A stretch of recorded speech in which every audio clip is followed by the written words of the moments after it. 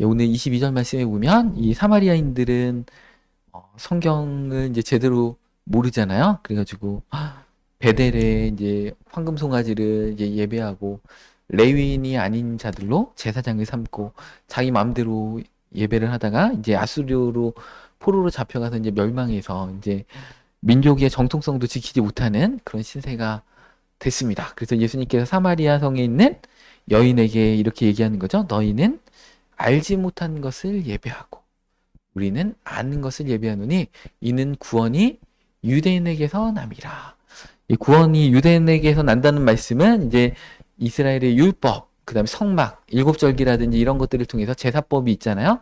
그게 이제 예수 그리스도를 통한 구원의 원리가 그 성막과 일곱절기, 천지창조 7일 이런 곳에 다 녹아 있기 때문에 성경 안에서 예배해야 된다. 너희가 모르는 것 가지고 예배하는 게 아니고 아버지께 예배하는 자를 찾으시는데 참되게 예배하는 자를 찾으신다. 그러니까 유대인처럼 예배해라. 그래야지 구원이 있다라는 것입니다. 네 맘대로 예배하는 게 아니고 유대인처럼 율법의 원리대로 말씀의 원리대로 예배해라. 23절에 아버지께서는 참되게 예배하는 자들을 찾는다.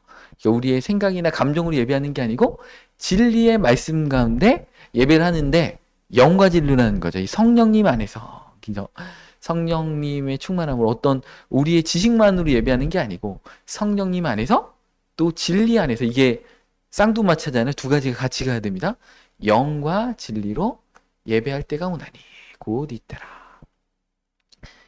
하나님은 이렇게 양면성을 갖고 예배하는 자들을 이렇게 예배하는 자들을 지금도 찾고 계신다. 그러면서 다시 한번 강조하죠. 하나님은 영이시니 예배하는 자가 영과 진리로 예배하라. 그러니까 영도 중요하고 진리도 중요하고 그러니까 신앙에는 양면성이라는 게 있죠.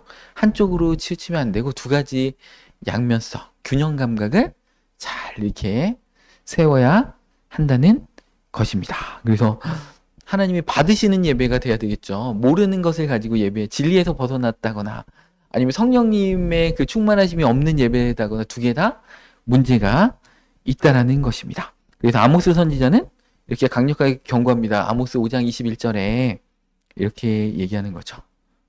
내가 너희 절기들을 미워하며 멸시하며 너희 성회들을 기뻐하지 아니하나니. 하나님 앞에 일곱 절기를 지키는데 그리고 성회로 뭐 이렇게 절기 때 또 안식일 날 예배 드리고 이런 것들이 멸시하며 기뻐하지 않는다. 왜냐하면 이들이 예배는 형식적인 예배는 드렸는데 삶에는 예배당 밖에서는 가난한 자들을 억압했다는 거예요. 아모스 선지자는 진리의 선지자잖아요. 진리 가운데 행하지 않고 공의를 기죠. 물같이 정의를 하수같이. 이런 선지자이기 때문에 예배하면 뭐하냐. 삶에서 예배자로서의 삶이 안 된다. 가난한 자들 핍박하고 자기의 부를 막 축적하고 나누지도 못하고 주일에는 경건하지만 월요일부터는 세상 사람들하고 똑같고 그런 예배는 하나님이 받지 않으신다. 그러니까 가인과 예물은 받지 않으시고, 그죠? 아벨과 예물은 받으시고, 그러니까 예물을 받기 전에 그분의 삶과 신앙을 먼저 받으신다는 거죠. 그러니까 아벨은 순종의 삶을 사니까 뭐 거기에 가인과 아벨이 어떻게 했다 아무것도 안 나오는데, 그죠? 아벨과 예물은 받으시고, 그러니까 그분의 삶을 받으시고 신앙을 받으셨다는, 그러니까 예물도 같이 세트로 받아주시는 것이고, 가인은, 그죠? 이렇게 뒤에 보니까 열매가 없잖아요? 자기 아우를 막 미워하고 시기질투하고 열매가 없으니까 가인과 예물은 받지 않으셨다는 것입니다. 그래서 우리 첫 번째로 영으로 예배해야 한다는 거에 대해서 좀 살펴보겠습니다. 성령님의 인도하심에 따라서 예배하는 게 영으로 예배하는 것이죠. 그리고 자기의 영혼을 다해서 진심으로 진실되게 온 정성을 다해서 하는 것이 영으로 하는 예배라는 것입니다. 그래서 우리의 힘으로 막 끄집어내가지고 뭔가 이렇게 행주에 마른 행주에 막 물 짜내듯이 하는 예배가 아니고 우리에게는 선한 것이 나올 수가 없잖아요. 그러니까 성령님께서 우리를 통해서 우리 가운데 은혜 주셔서 우리가 그 은혜를 다시 돌려드리는 그런 예배를 드려야 한다는 것입니다.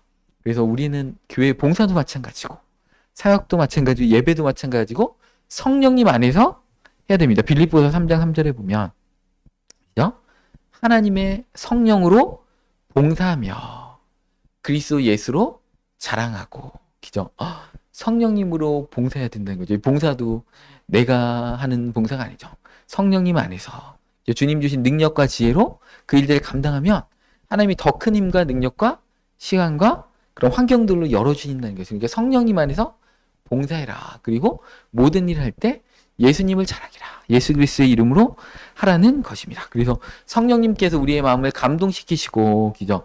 우리의 입술을 열어서 하나님께 영혼을 다해서 우리의 심령으로 나가는 예배를 하나님은 받으신다는 것입니다. 성령님 충만한 예배는 살아있죠. 의식적이고 문자적인 예배가 아니고, 그죠? 성령 충만한 예배는 하나님의 사랑을 깨닫고 아버지께 나아가고, 우리 찬양과 기도도 형식적이지 않죠. 주님의 영 안에서 주님의 사랑과 은혜 가운데 듬뿍 빠져가지고 드리는 예배라는 것입니다. 형식이 중요하지 않다는 게 아니고 형식을 담는 그 내용이 정말 중요하다는 것이죠. 찬양을 드려도 간절하게 그 가사의 의미를 담고 우리의 마음을 담아서 드리는 그런 찬양이, 그죠? 영적인 찬양인 것이고, 성령님 그렇게 우리의 온 존재를 다해서 드릴 때 성령님께서 우리의 예배를 인도하여 주시고 하나님께서 그 예배를 받아 주신다는 것입니다. 두 번째로 진리로 예배를 드려라. 진리로 예배한다는 것은 말씀에 근거해서 하는 예배입니다.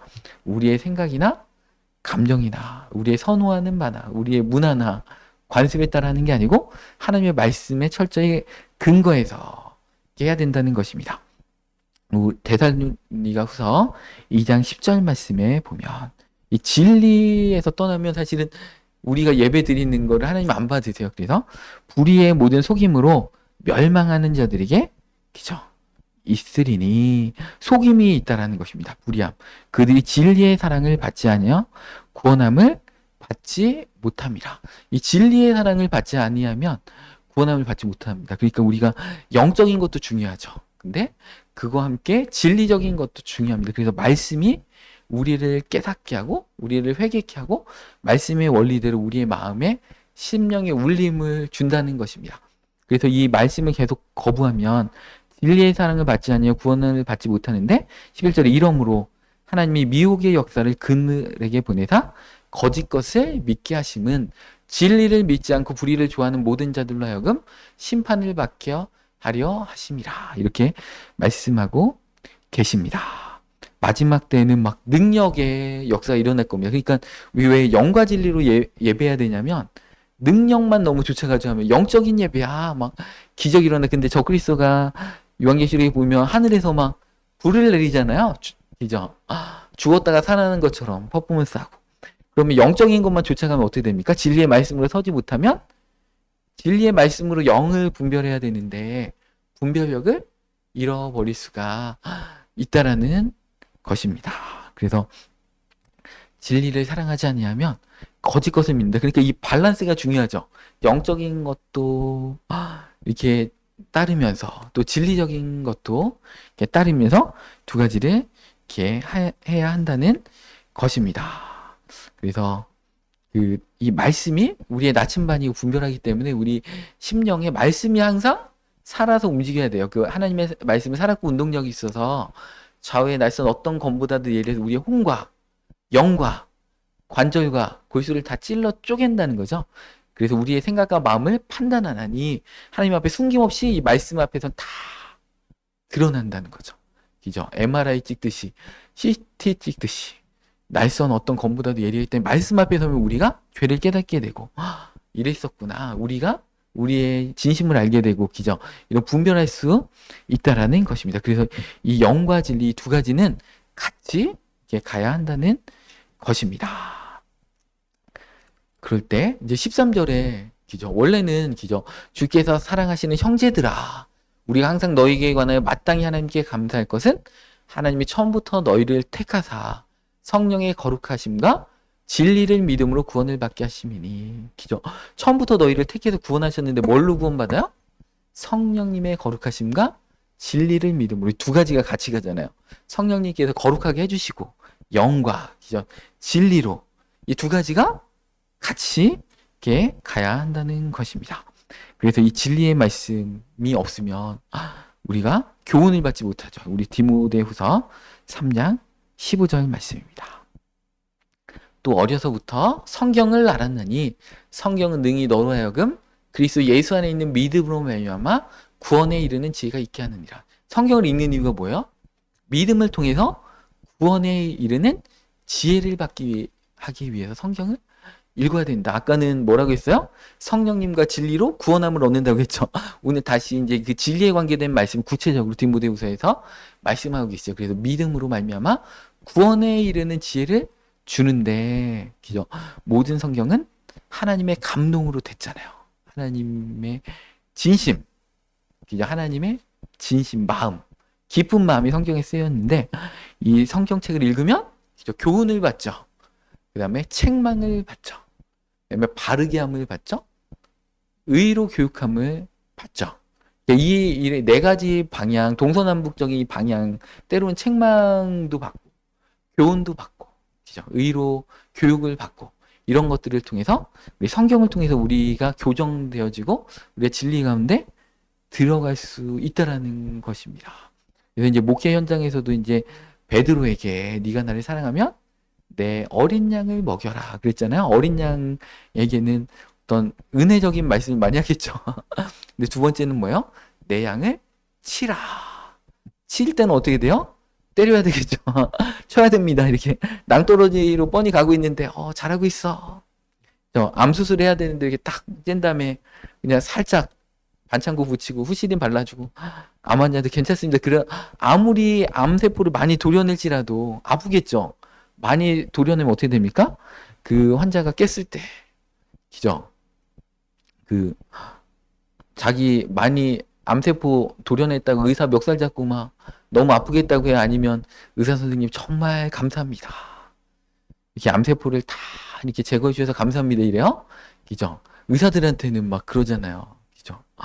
그러니까 설교회 할 때도 막 마음을 후벼 파는 제가 설교를 해도 암세포를 제거해 주셨구나. 그러면서 저한테 집에 가시면서 설교 들으면서 상처받은 그 순서대로 저한테 와가지고 목사님 감사합니다. 그러면 이제 제가 너무 세게 했구나. 그렇게 돌이키겠죠.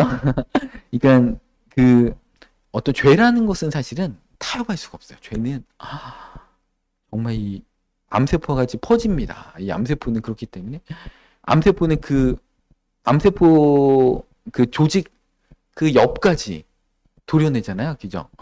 그렇게 해가지고 완전 박살을 내버리고 그 다음에 표적 항암제도 먹고 그 다음에 방사선 치료까지 해가지고 암세포가 완전 얼마나 이게 조금이라도 남겨놓으면 1, 2년 있다 유전자 변이를 암세포는 100% 합니다. 그래서 이제 암세포는 유전자 변이에 의해서 일어나는 거예요. 그래서 극심한 스트레스를 받거나 흡연을 하거나 뭐 이런 어떤 것들을 통해서 유전자 변이가 일어나는데 요즘은 표적 항암제가 있잖아요. 그래가지고 예전에는 항암제를 먹으면 머리가 빠졌는데 요즘 표적 항암제를 먹으면 머리가 안 빠지죠. 이게 한 표적 항암제가 모든 암들이 한 50% 정도 나온 것 같아요. 그래가지고 다행히 그게 있으면 그래서 이제 그 실비보험에도 표적 항암 특약을 넣어놓으면 7천만 원 정도 나오잖아요. 그러면 의사가 이렇게 얘기합니다. 이거 그 되게 좋은 약이 있는데 이게 의료보험이 안 되는데 한번 뭐 의료보험 이렇게 실비보험 잘 들어놓으셨으면 한번 이게 드셔도 되겠습니다. 그러면 그 약을요 한 1, 2년밖에 못 먹어요. 1, 2년 먹으면 그 암세포는 다시 돌연변이가 일어나요. 그러면 다행히 이제 표적 항암제가 또 있으면 그거를 먹어주면 되는데 그게 없으면 이제 어떻게 됩니까? 머리 빠진 항암제 정상세포도 같이 이제 하는 항암. 그러니까 암이요 진짜 혈관병도 그렇고 모든 병들은 혈관병 걸려도 뇌졸중이나 뭐 고지혈증이나 사실은 운동하면 돼요. 그죠? 당뇨도 그렇고 관리하면 되는데 이 암은요 아직까지는 우리 인류가 극복을 못했어요. 이 암이 걸리면 이게 참 유전자 변이가 일어나기 때문에 어려운 거예요. 그런 것처럼 이 죄라는 것이 마찬가지예요. 죄라는 것은 제가 그래가지고 어떨 때는 가혹하리만큼 이 죄에 대해서 말씀을 드리는 거예요. 이거는 퍼져요, 무조건.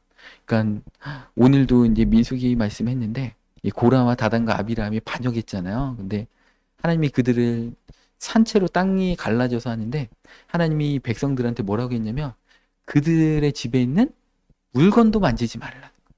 물건을 만져도 죄에 대한 그 영향력이라는 것은 어마어마하기 때문에 그렇습니다. 그래서 이 성경을 알아야 돼요. 그래야지 교훈도 하고 책망도 하고 바르게 하고 의로 교육하기에 유익하다는 것입니다. 그래서 참된 예배자는 이 말씀 앞에서 예배 시간에 자신의 삶을 비추어 본다는 것입니다. 그리고 나한테 불편하다고 하더라도 겸손하게 받아들입니다. 그러니까 칭찬할 때는 교만하지 않고 책망받을 때는 변명하지 않고 말씀이 요구하는 변화를 기꺼이 받아들이면서 순종하며 나아간다는 것입니다. 이게 이제 진리 안에서 드리는 예배다. 예배는 예배 시간에는 진리의 말씀이 흘러가기 때문에 우리가 듣기에 좀 힘들어요. 진리의 말씀은 그렇습니다. 그래서 제 딸내미 이름을 은진이라고 지은 거예요. 은혜와 진리. 그러니까 은혜적인 것 50%, 진리적인 거 50%. 예배도 영과 진리잖아요. 그래서 우리 은정이는 쌍둥이, 일란성 쌍둥이인데 참진자를 써버렸으니까 뭐를 쓸까? 그래가지고 여자애들 이름에는 잘 안 쓰는 발을정자를 썼습니다. 이 발을정자의 뜻이 길 한가운데 서서 무엇이 옳은가 그른가 생각하는 거예요. 그래서 참진자하고 너무 비슷하다. 그래가지고 이제 그랬는데 그 이름을 딱 지을 때 그 목사님이 그러셨어요. 은진이는 이름에 참진자를 썼기 때문에 더 삶이 고될 것이다. 그렇게 예언을 해주시더라고요. 근데 실제로 은진이의 삶이 더 고되더라고요. 참진자를 쓰니까. 왜냐면 진리대로 살아가야 되니까. 그것을 이겨내야 되니까 삶이 고된 것은 진짜 있었다는 것입니다. 그래서 이제 그렇게 아이들 이름을 줬는데 이제 은찬이는 참진자로 발을정자 다 쓰니까 지을 게 없는데 그래서 찬양할 찬자를 썼어요. 은혜 안에서 이제 진리 안에서 살아가니까 어떻게 됩니까? 하나님을 기쁘게 찬양하는 자로. 그러니까 저는 은혜와 진리에 대한 이 50%, 50%또 예배는 영적인 것, 진리적인 것 50대 50% 이거를 항상 밸런스를 맞추려고 이렇게 합니다. 그래서 제가 신혼 때부터 저희 아내하고 이렇게 부부싸움 할 때 은혜로 대해줄까, 진리로 대해줄까 선택해라. 진리로 대해줘야 되겠다. 그럼 어떻게 됩니까? 잔잘못을 정확하게 따지는 거죠. 근데 그러면 어떻게 됩니까? 저희 아내가 부디 은혜로 대해주십시오 이러는 겁니다. 그러면 은혜로 그냥 다 덮어주는 거죠. 그러니까 그렇게 되는 것입니다. 그러니까 이게 동전의 양면성이에요. 하나님의 성품이에요. 하나님은 은혜로우시고 진리가 같이 있으시잖아요. 그래서 이 둘은 하나도 양보할 수 없는 두 가지가 근데 밸런스가 좀 잘 맞아야 되겠죠. 너무 진리가 강조되면 막 교회 와서 숨도 못 쉬고 막 딱딱하잖아요. 그죠? 근데 은혜를 너무 강조하면 어떻게 됩니까? 방종하잖아요. 이 노아처럼 당대 의로운 자다 했는데 노아가 이기는 자고 딱 했더니 포도주에 취해서 그게 은혜에 취했다는 거예요. 은혜에 취해서 발가벗고 자기 벗은지도 모르고 이제 삶이 무너지는 것입니다. 그러니까 여러분들 은혜를 너무 강조해도 안 되고 또 진리를 너무 강조하면 또 막 다 주눅들고 죄책감 가운데 빠지고 이렇게 되기 때문에 이 밸런스를 이게 중요한데 그러니까 어떤 교회의 어떤 영적 흐름 가운데 어떨 때는 진리를 막 70% 은혜를 30% 이렇게 할 때도 있고요.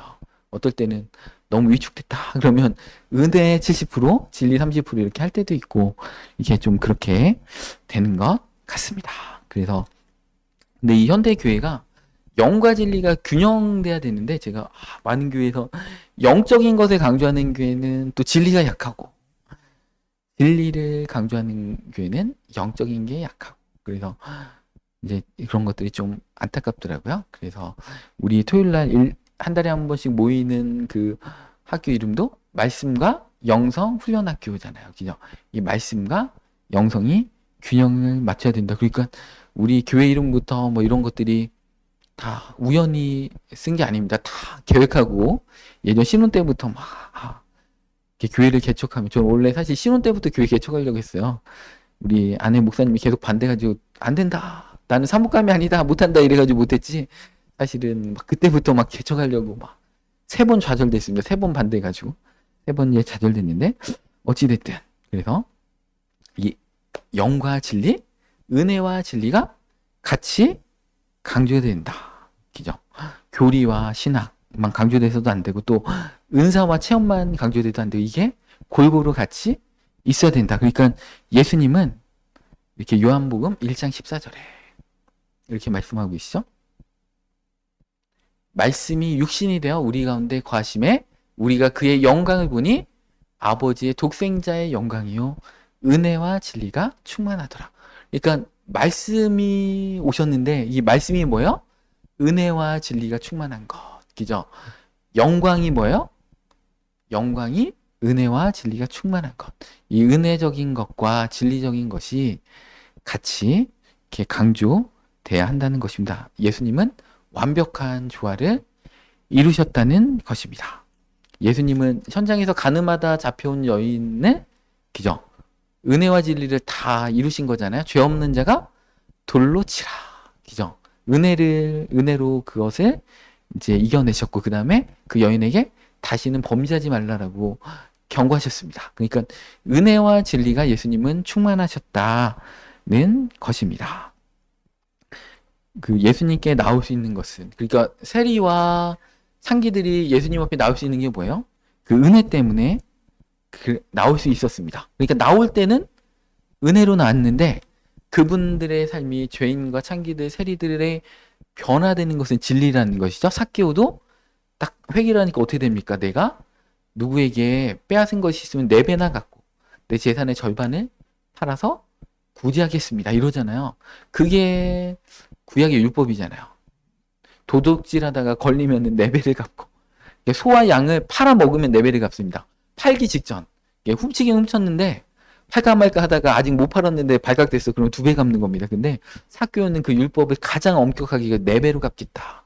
그러니까 회개했다라는 것은 진리 가운데 들어가는 거예요.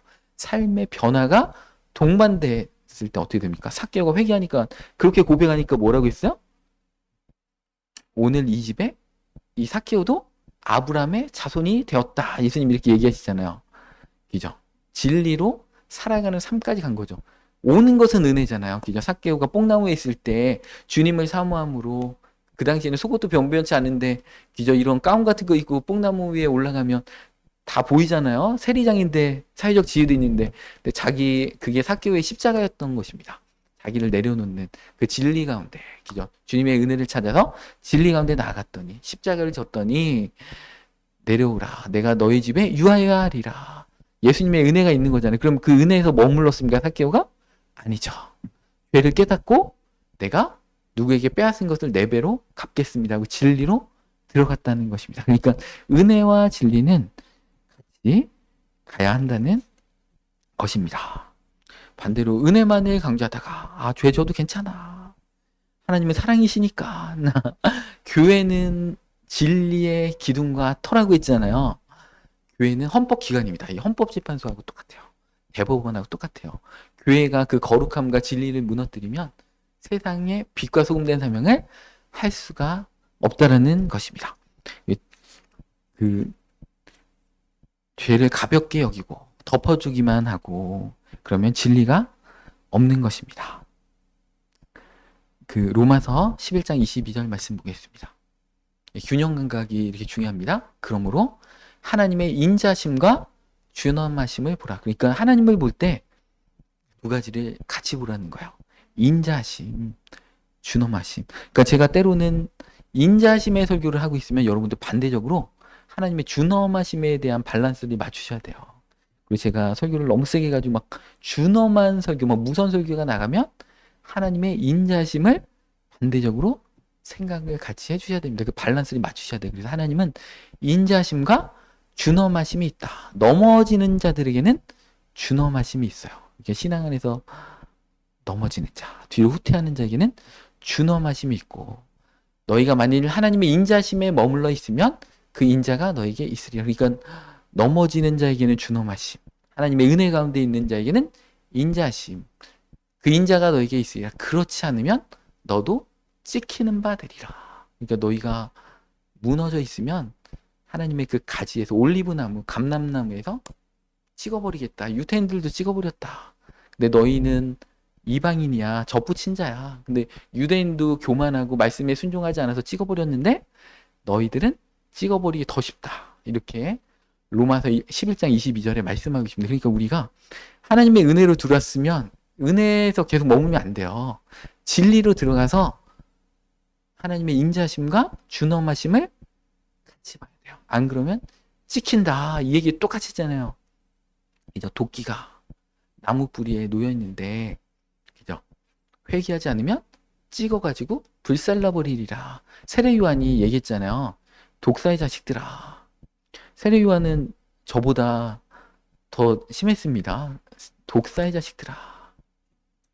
그죠? 세례 받으러 오는 자들한테 세례 받는 게 진심이 아니에요. 그러니까 이 독사 새끼들아 이런 거예요. 독사의 자식들아. 너에게 임박한 진노에 대해서 누가 가르쳐줬어? 도끼가 나무 뿌리에 놓여 있어. 니네 이제 찍히기 직전이야. 찍어버릴 거야. 불살라가 지옥 가는 거야. 이렇게 얘기했다는 것입니다. 그러니까 바리새인이 얼마나 높아요. 그 당시에 기죠. 높은 자고 막 그 당시에 사회 지도층인데 세례 요한의 눈에 볼 때는 독사의 자식이라는 거죠. 마귀 자식이라는 거죠. 그러니까 그렇게 강력하게 선포를 했다라는 것입니다. 그러니까 이게 선포적으로 설교도 선포적인 설교가 있고요. 어떤 때는 타이른 설교가 있고 막 그래요. 어떨 때는 제가 막 선포적인 설교를 할 때가 가끔 있어요. 그럴 때는 하나님의 인자심을 보시기 바랍니다. 반대적인 것을 이렇게 떠올리시면 돼요. 이 균형 감각을 맞추시면 이렇게 된다는 것입니다. 그래서 이 이방인들에게 바울이 경고하는 거잖아. 너희들 구원받았다고 유태인들 깔보는데 너희들도 조심해. 유태인들도 너희들하고 똑같이 선민의식에 쩔어서 하나님의 말씀을 마음대로 해석하고 살다가 찍힌 바가 된 거야. 너희들은 하나님의 진리대로 들어가라. 이렇게 바울이 얘기하는 것입니다.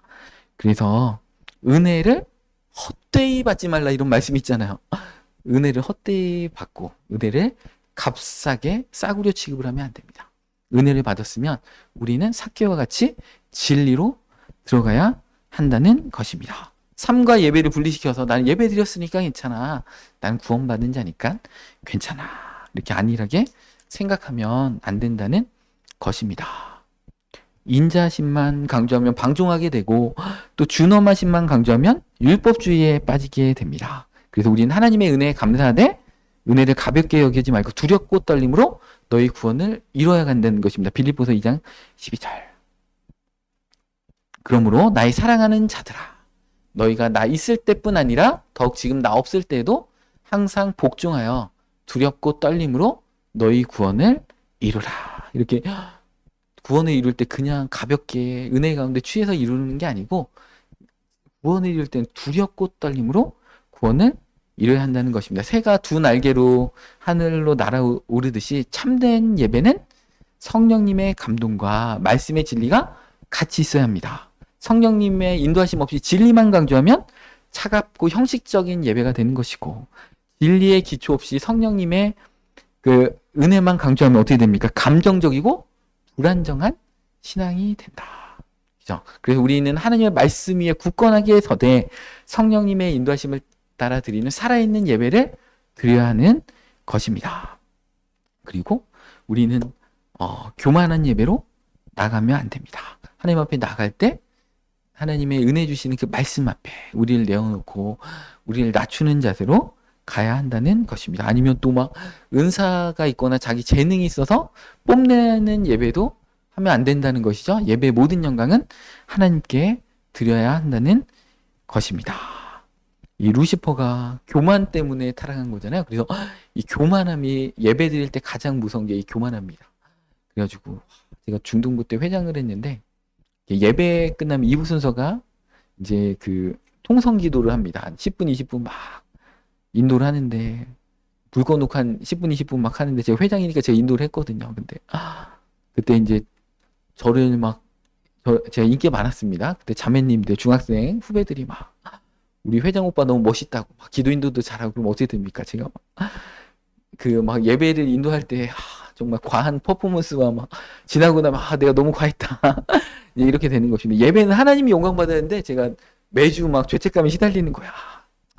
사춘기라서 그랬을 수도 있지만 그렇게 하면 안 된다는 것이 예배는 교만하면 안 돼요. 주님만을 높이는 예배가 돼야 한다는 것입니다. 그래서 로마서 12장 1절 오늘 말씀에 띄우지는 않았지만 우리는 하나님이 기뻐하시는 삶의 예배로 또 나가야 되는 것이죠. 그러니까 영과 진리로 드린다는 것의 진리적인 측면에서는 우리 예배가 삶으로 온전히 들어가는 예배가 돼야 된다는 것이며 직장에서는 정직하게 일하고 그죠? 가정에서는 가족들을 사랑하고 이웃을 섬기고 어려운 사람을 돕고 그죠? 제가 어제 이렇게 중요한 얘기를 하고 있는데 우리 아들이 이렇게 아파트 분리수거하는 그 박스에서 이제 그 이렇게 고양이 새끼예요. 이만한 애가 막 울고 있으니까 얘를 데려온 거야 교회로. 그래가지고 막 밤늦게 또 막 우리 아이들이 막 이렇게 그 동물병원 가가지고 막 이상 없는가 막 살펴보고 막 우유 사고 그러니까 되게 비싸더라고요. 그 용품 사는 데만 꽤 들었는데 그러면서 우리 은찬이가 제가 어떨 때는 지나치게 냉철해가지고 얘는 이렇게 뭔가 사랑이 있나 너무 이렇게 감정이 메말랐구나 이런 생각이 들 때가 있었거든요. 그런데 고양이를 너무 이뻐하고 막 고양이를 이렇게 돌보는 거 보면서 얘도 정말 그렇게만 볼 게 아니구나.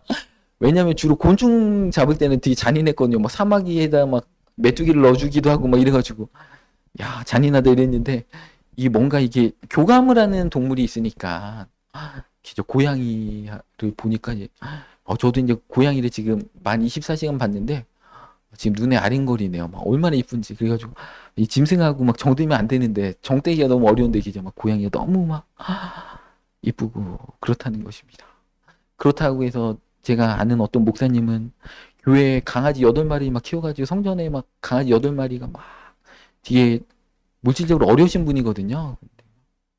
그 강아지 8마리 사료값만 해도 저는 집에서 기니피그 키울 때도 막 얼마나 사료값과 풀값이 많이 드는지 조그만 애들이 먹어도 엄청 먹습니다. 근데 이따만한 강아지들이 8마리가 돌아다니면 어떨까? 아무리 은혜가 있어도 여러분 진짜 은혜가 과하면 어떻게 됩니까? 성도님들한테 피해가 되겠죠? 예배 드리오는데 강아지 8마리가 막 왔다 갔다 하고 막 그러면 덕이 안 되겠죠? 한두 마리는 모를까? 8마리가 막 여기서 그러니까 은혜가 너무 넘치면 어떻게 됩니까? 그러니까 이게 뭔가 밸런스가 이렇게 있죠? 감정은 참 좋은 거잖아요? 감정은 우리의 그죠? 어떻게 보면 음식으로 치면은 양념과 같이 우리 삶을 풍요롭게 하고 그런데 감정이 과하면 어떻게 됩니까? 그죠?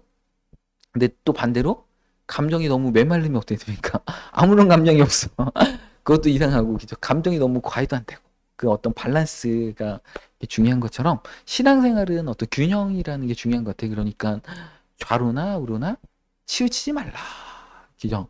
그렇게 얘기하는 것입니다. 그래서 우리가 어떤 삶의 예배도 중요하고 또 그죠? 현장에서 예배도 중요하고 영으로 드리는 예배도 중요하고 진리도 중요하고 하나님의 인자심도 중요하고 준엄하심, 은혜와 진리도 다 중요하고 이런 것들을 그러니까 구약 성경도 중요하죠. 구약 성경의 율법도 중요하고 신약 성경의 은혜의 복음도 중요하고 그런 밸런스들을 잘 이렇게 맞춰야 된다는 것입니다. 우리는 이런 예배를 드릴 때 하나님이 받으신다. 참되게 예배하는 자를 아버지는 지금도 찾고 계신다. 그죠? 그럴 때 우리를 딱 발견해야 되겠죠. 이 지구를 막 금요철에 예배 드리는 이 한국교회를 이렇게 보는데 영과 진리 안에서 예배하는 자가 누군지 하나님 아버지가 천국에서 찾고 계신다. 우리가 합격점을 받아야 되겠죠. 영에서 영 안에서 진리 안에서. 그래서 우리가 드리는 예배는 살아있는 예배가 되어야 되죠. 습관적인 예배가 아니고 내 입술의 고백과 삶이 일치하고, 그죠? 주일에도 예배하지만 삶에도 예배하고. 그래서 하나님께 진정으로 진심으로 그분을 사랑하고 그분의 말씀대로 살아가는 우리의 마음을 가진 예배를 하나님이 받으신다는 것입니다. 그래서 우리의 예배 형식을 점검해 봤으면 좋겠습니다. 그래서 진실하게 하나님을 만나서, 그죠? 하나님께서 그런 예배자를 찾으신다. 찾을 때 어떻게 돼요? 그죠? 예수님과 하나님이 우리를 거처 삼으셔서 우리와 함께 과시겠다. 이렇게 말씀하고 계시죠. 그래서 이 은혜와 진리 가운데, 그죠? 영과 그 진리 안에서 그 모두 다 균형감을 이루셔서 하나님이 주시는 풍성함과 은혜들을 모두 누리시기를 이 시간 축원합니다.